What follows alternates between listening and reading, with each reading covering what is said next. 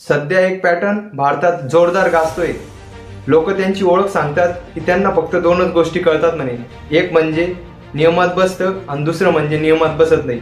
मग नियमात बसत नसेल तर समोर नेतेही जरी आले तरी त्यांना जुमानत नाही। तुम्हाला समजलंच असेल मी कोणत्या पॅटर्न बद्दल बोलतोय, तुकाराम मुंडे पॅटर्न।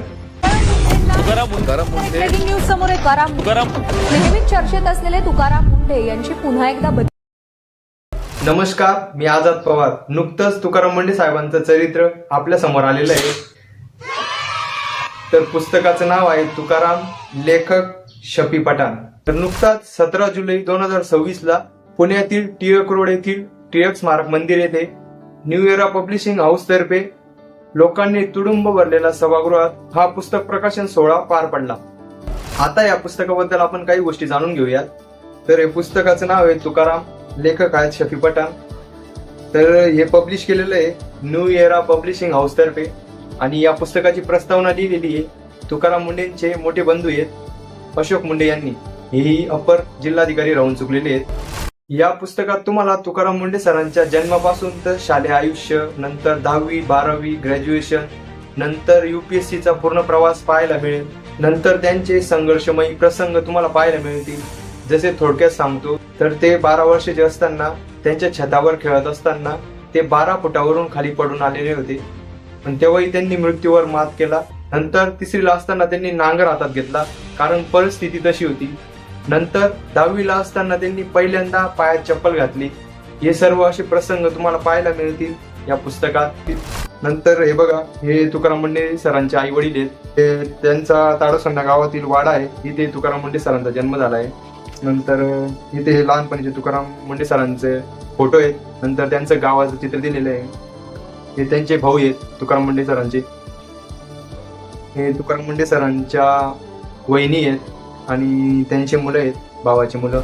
अशा खूप काही गोष्टी तुम्हाला या पुस्तकात पाहायला मिळतील आणि नक्की वाचा हे पुस्तक, कारण संघर्ष कोणाला चुकत नाही। तसंच तुकाराम मुंडे सर सुद्धा एका शेतकऱ्याचा मुलगा आहे आणि आज बघा पूर्ण भारतभर त्यांच्या नावाची चर्चा आहे। कशामुळे तर फक्त कामामुळे, इमानदारीने।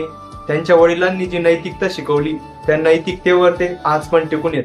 पण मला एक प्रश्नही पडतो की एकटे तुकाराम मुंडे अधिकारी असताना पूर्ण भारतभर चर्चा आहे, तर आमदार, खासदार, मंत्री, मुख्यमंत्री, प्रधानमंत्री यांच्याकडे यंत्रणा आहे, पैसा आहे, पॉवर आहे, सगळ्या गोष्टी आहेत। मग ते काय असे ऍक्शन घेऊ शकत नाही? साधा सरपंच घ्यावं तुम्ही, भास्कर पेरे पाटील सरपंचांचं उदाहरण घ्या किंवा पोपटराव पवारांचं घ्या। सरपंच असून सुद्धा त्यांच्या गावांची चर्चा जगात आहे। मग आमदार खासदारांनी काय केलं मग आतापर्यंत? वारे शिक्षणाच्या बाबतीत घ्या, वारे गुरुजींनी जगातली टॉप 10 शाळांमध्ये त्यांची जिल्हा परिषदची शाळा आणून दाखवली पुण्याची। मग सरकार काय करतंय? या गोष्टींची खूप मोठे प्रश्नचिन्ह निर्माण होतात आपल्या समोर। तर बघा यावर काय वाटतं तुम्हाला, आणि हे पुस्तक वाचायला विसरू नका, कारण संघर्ष खरंच कोणाला चुकलेला नाहीये। मग भगवान तुमचा मित्र का असेना, अर्जुनाचं माहितीच आहे तुम्हाला।